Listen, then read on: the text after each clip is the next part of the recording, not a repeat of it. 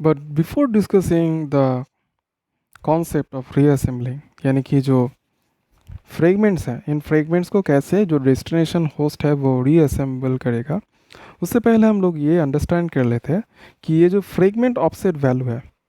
ठीक है, ये जो फ्रेगमेंट ऑफसेट वैल्यू है जो हम लोग हर एक फ्रेगमेंट का जो हेडर है उसमें हम लोग स्पेसिफाई करेंगे,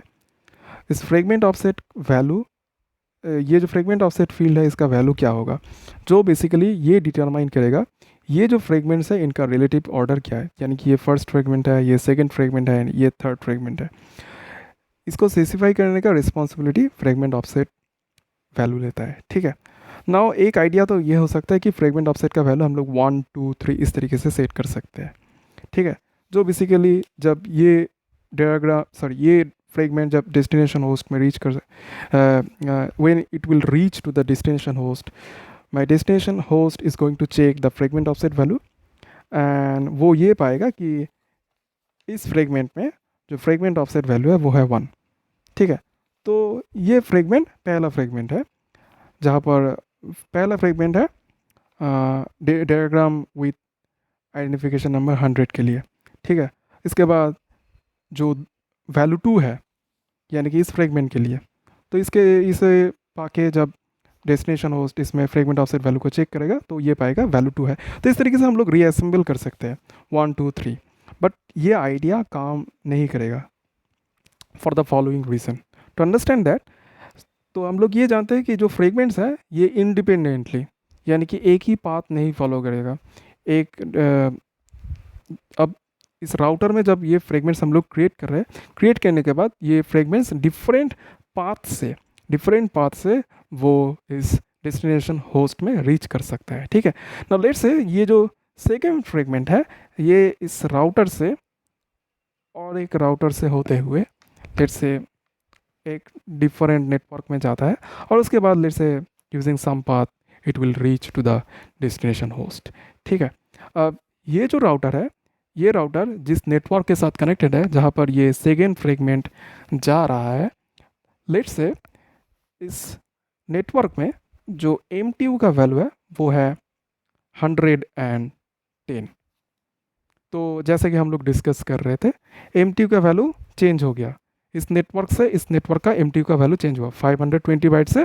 200 बाइट्स, तो हम लोगों को फर्दर फ्रेगमेंट करना पड़ रहा है। तो सिमिलर कॉन्सेप्ट, ये फ्रेगमेंट यानी कि सेकेंड फ्रेगमेंट जब इस राउटर से होते हुए इस राउटर में रीच करेगा, रीच करने के बाद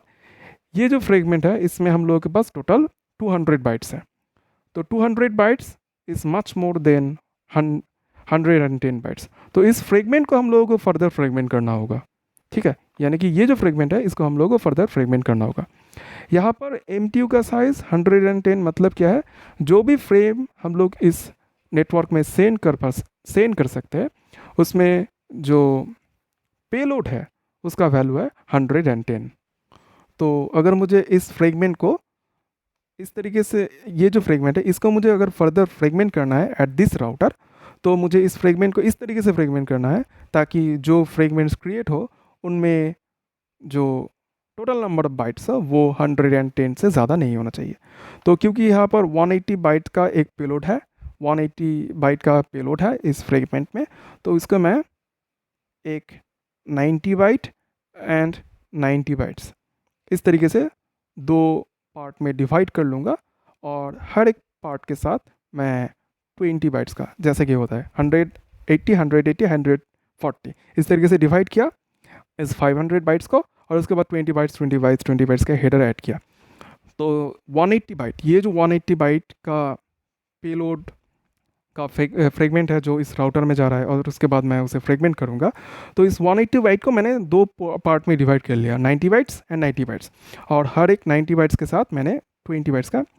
एक हेडर ऐड कर दिया। नाउ वी कैन सी जो ये जो पूरा फ्रेगमेंट है इसका साइज़ क्या है, 20 + 90 यानी कि 110, 20 + 90 यानी कि 110। यानी कि इन फ्रेगमेंट्स को मैं जब नेटवर्क लेयर से डेटा लिंक लेयर में सेंड करूँगा एट दिस राउटर, तो वो data link layer in fragments को लेकर इन फ्रेगमेंट्स को एज ए पेलोड लेकर वो जो फ्रेम है उसको क्रिएट कर पाएगा, जो फ्रेम्स बेसिकली इस नेटवर्क में जो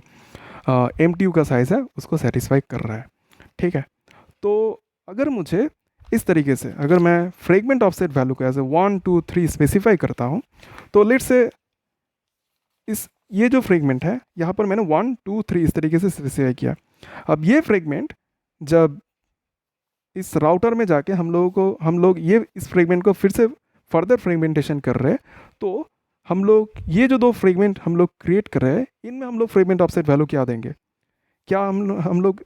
लेट से जो फ्रेगमेंट नंबर 2 है, यानी कि फ्रेगमेंट नंबर 2 है, इसको मैंने दो फ्रेगमेंट्स में डिवाइड किया एट दिस राउटर। तो ये जो दो फ्रेगमेंट है इसके लिए क्या फ्रेगमेंट ऑफसेट वैल्यू 2.1 एंड 2.2 होगा? या फिर अगर हम लोग फर्दर इस आइडिया को एक्सटेंड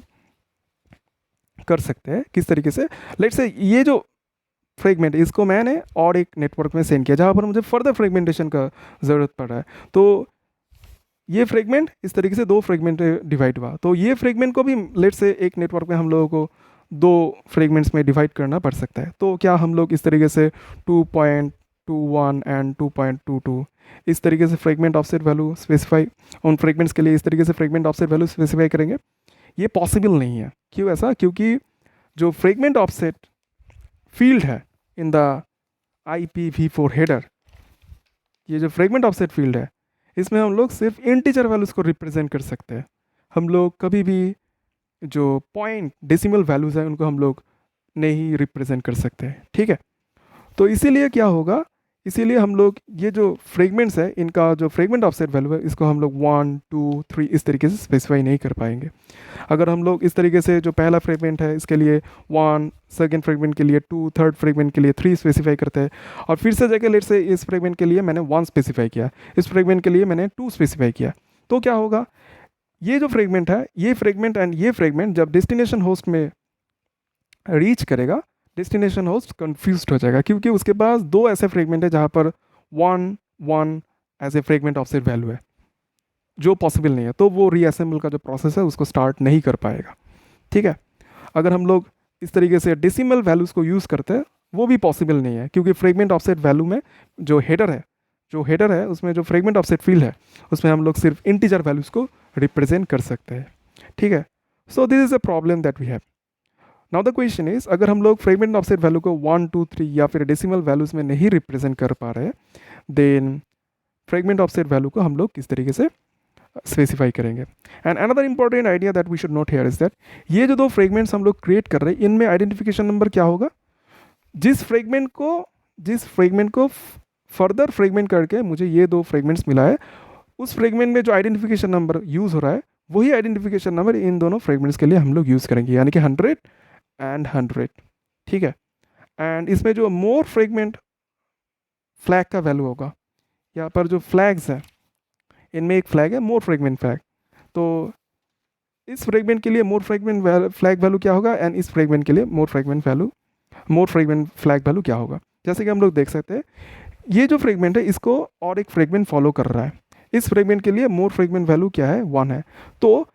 अगर किसी फ्रेगमेंट को किसी फ्रेगमेंट का जो मोर फ्रेगमेंट वैल्यू वो अगर 1 है, तो उसको डिवाइड करने के बाद जो फ्रेगमेंट्स हम लोग क्रिएट कर रहे हैं उनमें भी मोर फ्रेगमेंट फ्लैग वैल्यू क्या होगा? 1 होगा, ठीक है? अगेन आई रिपीट, जिस फ्रेगमेंट को फर्दर फ्रेगमेंटेशन करके दो फ्रेगमेंट मुझे मिल रहा है उस फ्रेगमेंट का जो मोर फ्रेगमेंट फ्लैग वैल्यू है वो अगर 1 होता है, यानी कि उस फ्रेगमेंट को मोर फ्रेगमेंट्स फॉलो कर रहा है, दैट मीन्स इस फ्रेगमेंट को फ्रेगमेंटेशन के बाद जो दो फ्रेगमेंट मिल रहा है उन दोनों फ्रेगमेंट्स को भी मोर फ्रेगमेंट फॉलो कर रहा है, दैट्स वाई जो मोर फ्रेगमेंट वैल्यू है यहाँ पर 1 होगा एंड इस फ्रेगमेंट के लिए 1 होगा, ठीक है? Now we are going to study कि जो फ्रेगमेंट ऑफसेट वैल्यू है उसे अगर हम लोग 1 2 3 इस तरीके से स्पेसिफाई नहीं करते देन किस तरीके से हम लोग फ्रेगमेंट ऑफसेट वैल्यू को अगर 1 2 3 इस तरीके से हम लोग स्पेसिफाई नहीं करते हैं, in that scenario fragment offset value को हम लोग किस तरीके से स्पेसिफाई करेंगे, ठीक है?